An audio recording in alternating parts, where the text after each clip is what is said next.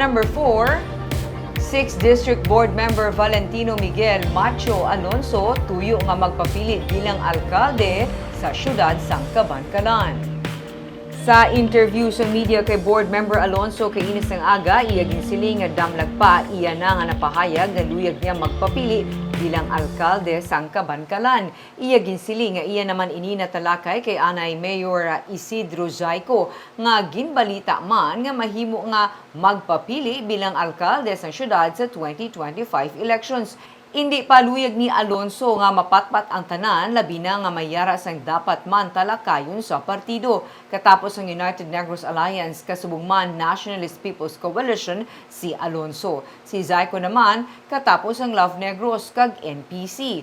Ginsiling kahapon ni Vice Governor Jeffrey Ferrer nga presidente sang UNEGA nga hindi pa sila makatugda sa matabo sa Kabankalan pending sa final decision sang kaupod nila sa partido. Ginsiling man kaina ni Governor Eugenio Jose Lacson nga katapos ang Love Negros nga ginahulak pa nila ang final decision man. Natalana pa nga magsapol ang Love Negros para sa plano sa 2025 sunod kay Lacson. It's a three-cornered fight. Will it not be different? Well, it could be 4 or it could be 5. It's a free world. Damo na nga pwede. May iban man nag-express desire to run. At the end of the day, mabalaan mo ng actual na one kung by October 1. Onega, member A lot of ka, no? Yes. So, how will Onega... Well, amo na kanya, there's a lot of things to be discussed in the party level.